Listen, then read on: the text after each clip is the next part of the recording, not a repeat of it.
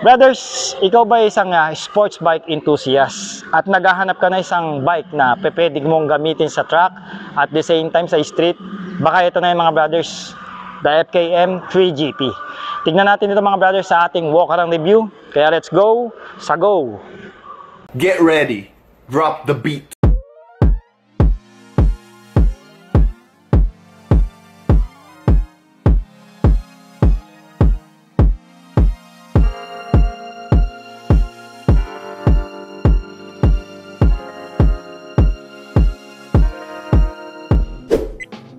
Okay mga brothers, eto na, nasa harapan natin ang sports bike ng FKM Motorcycle Philippines.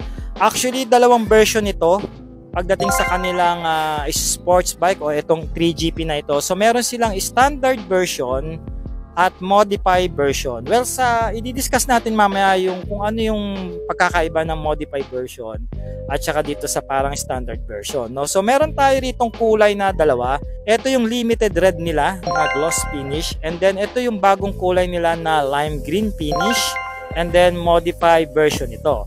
So sa maghahanap pa sa ibang kulay, so meron sila ritong black. Puntahan natin para makita nyo. Okay, and also meron din silang gloss white finish. Ito yung black, and then combination siya ng blue na decals and then gray. Yan, maganda rin yung black. So sa mga mahihilig na sports bike na black ang kulay, pwede siya. And ang kanyang, ito yung gusto ko yung mags nito. Ang ganda, naka-design dito sa kanyang o nakasunod dito sa kanyang sticker. I don't know kung anong klaseng blue ito, parang something na midnight blue, no? So ito yung white. Yan, tinanggal ko lang yung kulambu niya. Gusto niyo naman ng mas bulky, mas malaki tignan, so go for the white. Alright, so balik tayo. So ang napili namin dito ni Mark na ikutan, itong limited red and then yung bagong version nila na lime green with a combination of gloss black. Alam nyo mga brothers, ang body design nitong motor na ito, it's a sports bike and track ready siya, no? So I remember nang ibinlog ko to 3 years ago o 2 years ago na hindi ko pa alam ang FKM ang kukuha, namanghana ako sa kanya. Kasi ito talaga, ginawa ito ng company para lang sa truck, no? And then bago pa nila i-public sa market, no? So talagang naka-design siya para sa isang race track, no? Kung gusto, mahilig ka maglaro, no? O kung beginner ka sa pag-sports bike and then gusto mo mag-try ng truck, magandang rekomendasyon itong motor na ito. And what I mean is mare-recommend ko sa inyo. At may sarili siyang muka. Kung titignan niyo yung muka nitong 3GP, o yan, di ba? Para siyang mukhang insekto para sa akin, no? May dito yung bunganga niya, no? Meron siyang aggressive front face na headlight dito, split po yan. Ito yung kanyang daytime running lights, no? Mamaya tingnan natin yan, no? At meron tayong winglet dito. Hindi naman kalakihan. And sana ito, butas to no? Papuntang makina. Just like sa mga Kawasaki Ninja. Pero again, this is design. Sarado ito. No, we have aggressive front face dito. Makikita nyo naman. And then meron tayong smoke black na windshield dito, which is good. Para hindi ganun na masilaw tayo sa araw at madali natin makita yung meter panel niya. Now, we have a foldable dito na side mirror at matitiklop din yung pinakasalamin niya. Kung gusto nyo mag-track, itiklop nyo lang so hindi na makakasagabal sa inyo. Okay? What I like pa sa motor na ito mga brothers, ito nakikita ko yung ganitong fender sa mga MotoGP. I think this is a design for the racing talaga. And meron tayong air intake dito for the aerodynamics. Okay, so tingnan pa natin yung kanyang side profile. Dito tayo sa kabilang side para makita nyo. Nandito yung ganda eh. Ayan o. Ang gusto ko pa dito, full-fared bike siya pero makikita mo yung chassis niya na dito. Diba? Rust-proof finish yan mga brothers, so hindi basta-basta kakalawangin. At I can tell na quality at siguradong matibay yung pagkakayari ng kanyang chassis. And this is trellis type, hindi ako nagkakamali mga brothers on the wheel. Okay, at dito may magandang approach ang ginawa ang FKM dito. Maganda yung kanyang pagkakadisenyo pagdating sa fairing sa pagiging sports bike, no? Meron ba tong butas? Wala, design na lang ito. Pero for the decal works, gusto ko to, may mga parang sponsor dito ng brand, no? And then may linings tayo dito ng decals. Then may 3GP doon. Tapos meron tayo dito makikitang FKM decals. Yan. Pag binuo mo yan, FKM yan. Yung fairings niya, pag chinek natin, kinakatok po. Okay naman yung fairings na kinabit dito ng FKM. No? Hindi naman siya ganun kalutong. No? Napiplex naman siya kahit papaano. So walang problema. I like this yung kanyang rear sets dito na aluminum. No? Ang ganda ng silver at quality. Also dito sa ating pillion section, maganda yung engagement niya. At gusto ko to, hindi ka na bibili ng mga aftermarket, para ka na rin bumili ng aftermarket. Maganda yung setup na ginawa dito. And what we have here is the underbelly muffler. O, tagong-tago, kaya malinis tignan yung underneath niya. O, talagang pangkarera. Isa pa sa highlights ng motor na to mga brothers is naka-pro arm tayo, o yung tinatawag nating single-sided swing arm, no? Mostly nakikita ko to sa mga Ducati Panigale. Yan, hindi ako nagkakamali. Sa mga sports bike na high-end, katulad nga ng Ducati. Pero dito sa 3GP, feature sa kanya ito, no? Napakaganda ng setup. Isipin nyo, yung disc brake nandito sa loob ng mags. No, mamaya check natin yan, no? Meron tayong ma-exceed dito na tire hugger. Ito atang swing arm niya, hindi ako nagkakamali, bakal ito. Hindi to aluminum, no? Pero sa mga owners, correct nyo ako dyan kung tama ako. Pero kung aluminum ito plus puntos kasi mas magang siya. Kasi alam ko pag naka-pro arm, mas maganda sa cornering and also performance pagdating sa track, no? So same approach, naka-aluminum tayo dito na tapakan, no? Both riders and pillion yan. Ganda talaga yung ano niya, yung rear sets niya. And then pwede mo pang adjust, depende sa reference mo kung mahaba o maiksi yung iyong legs, no? So pwede ka pa magkaroon dito ng adjustment. Alright, so ito yung kabilang side profile ng motor. Dito, pag sinusiyan mo to, bubukas yung upuan. I think pwede ka dyan maglagay ng ng tools, no? So, i-discuss natin bakit ito yung modified version. Well, ang pagkakaibahan niya, naka-carbon fiber yung rear fairings dito. Ayan, fiber yan, mga Lodi. And then, meron tayo ritong end bar na pangkarera. Branded by FKM din yan, no? Diba? Ang ganda. Tapos, yung brake lever niya, no, modify na rin. So, adjustable po yan. Depende sa gusto nyong layo o lapit. Okay? Yun lang naman. Alright mga brothers, nandito tayo ngayon sa cockpit nitong 3GP. Check natin kung anong makikita dito sa kanyang meter panel. Alright? Maganda yung kanyang transition. May logo ng FKM, no? Very premium ang dating. And also, I think nasa around 3 inches ang ating TFT display dito na colored. So what we have here is a RPM na sagad ng 9,000 times 1,000 yan mga brothers. And then meron tayong time dito. Alright, I hope kita nyo sa ating camera. Tapos meron tayong trip meter. So bago ito, so hindi pa ito tumatakbo na mahaba. So kilometers per hour, pwede nyo convert ng miles per hour. Mga foreigners natin dyan na viewers na hindi naintindihan ng Tagalog ko, syempre. So may gear indicator tayo dito, fuel meter, engine temp, ABS, no, sign, and also voltmeter, which is good thing na babantayan natin yung ating battery. Left and right, pinagbukod. Naka-engine check siya ngayon kasi nakatigil pa yung motor. So, once na in-start yung motor, mawawala na yan. Pag walang problema yung inyong motorsiklo. Tapos yung flasher nandito sa kabilang side, sa left side. Alright, patayin na natin. Naka-triple clamp tayo dito, and also ang ating handlebar, since isa itong sports bike, naka-clip-on handlebars na tayo na nakalagay sa ilalim nitong triple clamp niya na T-pose. Okay, so may switches tayo dito na ordinary. Yan, check natin yung horn. Medyo hindi bumabagay, no? Parang hindi siya brusco. Para sa akin, papalitan ko to. Pero pwede na rin, at least may horn ka na. Left and right niya, no? Swabe lang yung engagement. Meron tayong hazard switch dito, good thing para sa mga emergency parking, convoy, etc. Low beam and high beam, at meron tayo rito pass o flasher na tinatawag natin. Ang handle grip sakto sa isang large na kamay, okay? No, at ang kanyang brake lever, sabi ko nga maganda ito, hindi na kayo magpapalit, and also adjustable pa, depende sa layo o lapit na gusto nyong mangyari o yung abot ng inyong kamao. Okay, ito yung salamin, papalayo yan, standard yan, so no need to worry na mahuli kayo sa LTO. Sa kabilang side, makikita natin ang ganda ng kanyang debaso dito pagdating sa brake fluids niya. Naka-quick throttle tayo rito mga brothers, so hindi nakabibili ng domino. Okay, switches ng ating ilaw, no, off, yung ating daytime running lights, and also ang ating headlamp. Electronic starting nandito sa ilalim. Same approach ang ating handle grips dito, and also yung brake lever, at andito ang napakagandang racing end bar natin. Okay, hindi na kayo magpapalit.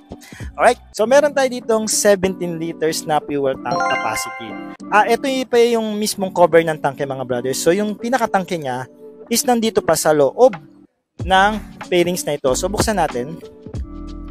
Ayan o, di ba? Naka-allen bolts na rin. Ganda no, quality talaga. Ayan. Okay, so sara na natin. Madali lang naman din buksan. Ayan, tapos push nyo lang para bumalik siya at malak siya.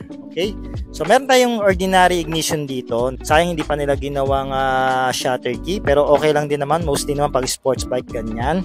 No, so meron tayo ditong manipis na foaming pagdating sa upuan mga brothers on the wheel. Ayan. So ito given naman kasi ito kasi isa itong sports bike. No, tapos tatlo yung stitches nito so mas matibay. And then dalawa yung textures ng upholstery niya. Magaspang dito at dito naman is makinis all the way dito sa ating pillion section, no?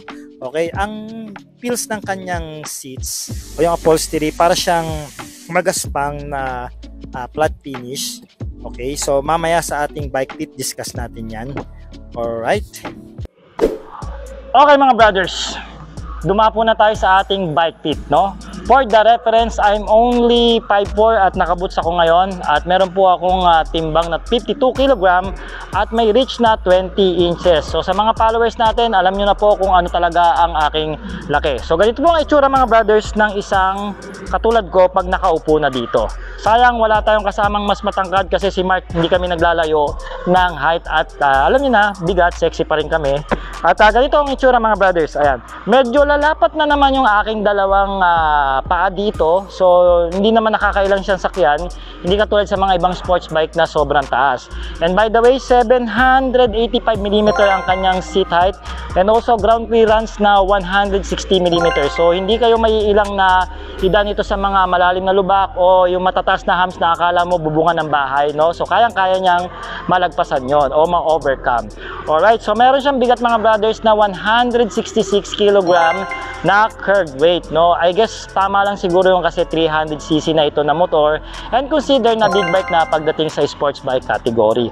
Okay, at meron tayo ditong sub-sub na racing position. Okay, ayan, ganito po, tiis-pogi po ang stance ng motor na ito. Talagang aggressive siya at syempre track ready ito kaya talagang ganito ang itsura mo pagka ikaw ay sumakay na. And also nakatiklop ang ating pa dito pag pinatong na natin sa rear sets. Ayan no. O di ba? Di ba? Para kang Valentino, Istong Valentong dito, Valentino De Rossi pagka ikaw nakaupo na o feeling Marc Marquez ka dito. Alright? Okay? So, ang turn radius niya, hindi siya ganun kalaki. At siguradong medyo challenging ito pagka papark nyo sa mga maliliit o makikipot na parkingan, pasilyo.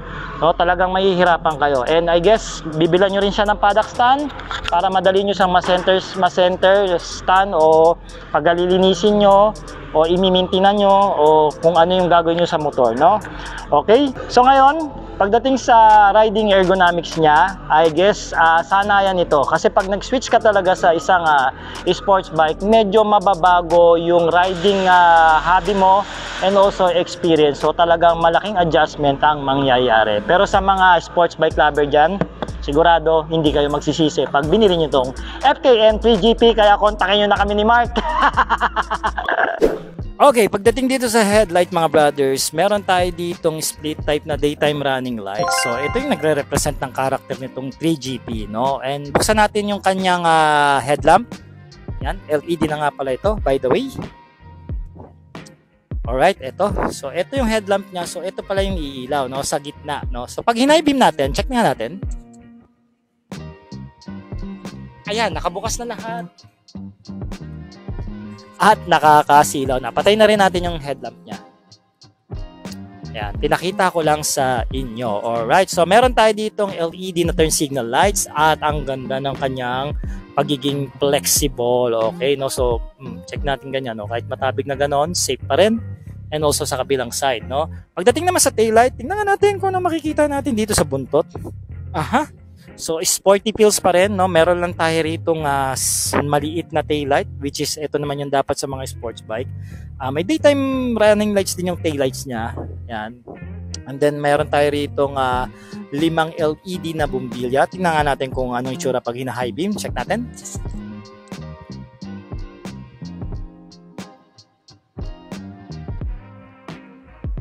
I guess malakas naman, and also ganun din yung approach ng turn signal lights dito. Okay naman ito nakalabas, na andito naman sa ilalim ng fairings niya. Flexible din ito mga brothers, and LED na rin. And good thing may sariling ilaw ang ating plaka dito at may reflector pa yan. LED na ito for sure. LED na rin at 3 lights. Kada lights may dalawa, so 6 LEDs to yung ano niya. Kaya pala ang lakas kahit araw ngayon. Okay, ganda ng plaka ng FKM. Di sila nagtitipid dito sa parang temporary plates nila, no? O yun, okay na okay. And then fender checks dito sa likod. Okay naman yung plastic. No, we have a flexible rear fender dito na plastic approach. Okay? So maganda pa rito sa suspension nila mga brothers on the wheels. Naka-upside down fork na ito. Isa ito sa mga hinahanap ng mga sports bike enthusiast, no? And meron tayong malaking disc rotor dito. At ang kagandahan pa sa preno niya is naka-radial setup na rin, pang katulad sa mga pangkarerang motor. I guess this is the 4-piston pot caliper. Yes, tama nga, 4-piston ng kanyang pot caliper. So maganda yung braking power nito sa harapan. At hintayin nyo ang ating test ride review sa motor na ito. Dadamahin natin yan. Okay? At may reflector dito. Alright, and ang brand ng kanyang upside down fork is sa Yuan. I guess isa ito sa magagandang brand pag from China, pag nagre-review ako ng motor, no? Nakikita ko to lagi. And we have a CST tire dito na 17 inches ang mags niya. Malapad yung mags. And then may size tayo dito ng 110 by 70 and also tubeless na rin ito. Naka-CST pala ito, no? So sigurado maganda yung kapit natin, no? So meron pa tayo rito parang engine guard. So hindi basta-basta papasukin ng putik ang ating makina, no? Sa mga masiselan, pabor na pabor yan. At meron na nga tayo ditong short style na front fender. Okay, so going dito sa likod, yan. Ito ako excited eh. Sabi ko nga kanina, naka-underbelly ang muffler natin dito. So talagang ang linis tignan. And then naka pro arm o single-sided swing arm ang ating swing arm dito. Yan, ang ganda. I guess nga bakal ito. No? Tapos ito na siya. O, diba? Parang scooter lang. Yung disc brake nandito sa likod. And by the way nga pala, yung disc brake nito naka-dual channel na. So wala kayong poproblemahin pagdating sa safety ng preno. No? So kung sasagarin nyo yung preno harap at likod, hindi siya basta-basta maglalak. Ganito pala ang itsura niya, no? Nandito yung pinaka-allen bolts. No? Tapos yung disc brake nandito. Yung calipers, ang banda. Inangan natin. Ayan, ito yung calipers. So naka-single pot caliper ito. Yung sa harapan 4.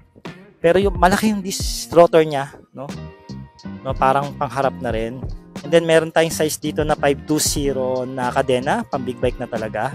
At ilan ang tip nito ng rear sprocket? Walang nakalagay, I guess nandito sa likod yan makikita. No? Pero sa mga owners, pwede nyo kong tulungan, i-comment nyo naman yung combination ng sprocket nito para may idea tayo mga brothers on the wheel, alright? Alright, pag-usapang makina na mga brothers, meron itong 27.9 horsepower and 22 Newton meter of torque pagdating sa arangkada. For me, for the 300cc na single cylinder, talaga may power na to. And also madadama natin yan once na sinakyan na natin ito after ng ating walk around. And by the way mga brothers, liquid cooled na nga pala ito. So mataas po yung working temperature ng makina. So mataas po yung kanyang compression ratio. Meron po siyang international pattern na pagdating sa cambio na 6-speed po. Manual transmission yan mga brothers. Ito yung kabilang side. And also mga brothers, naka 4 valves ito na single overhead cam ang kanyang cam setup. Alright. Alright mga brothers, nakaikot na tayo dito sa 3GP ng FKM na sports bike. At i-comment nyo naman mga brothers at kung ano makasasabi nyo sa motor na ito, pag-usapan natin dyan sa comment section. At sa mga magtatanong nga pala kung magkano yung presyuhan niya, so meron pa nga po pala itong cash price na 168,000 pesos. Ngayon sa terms naman po, depende po yan sa mga dealers. Kaya po kailangan, message nyo po kami ni Mark dyan sa aming FB page, okay, para ma-assist po namin kayo. And also mga brothers, hintayin nyo po ang ating test ride review dito sa FKM 3GP. Alright, so huwag nyo kakalimutan mag-follow para ma-update kayo pagka nilabas ko na yung ating test ride video naman. Kung dito naman kayo sa YouTube nanonood mga brothers on the wheels, mag-subscribe na kayo, click nyo yung notification bell. At syempre, ang pinaka-importante, i-share nyo naman ang ating episode para dumami naman yung views dito sa Facebook at ating mga followers. And once again mga brothers, maraming salamat sa ating cameraman. Walang iba kundi si iMark Moto. Dahil dito, the best kayo lagi. Alright!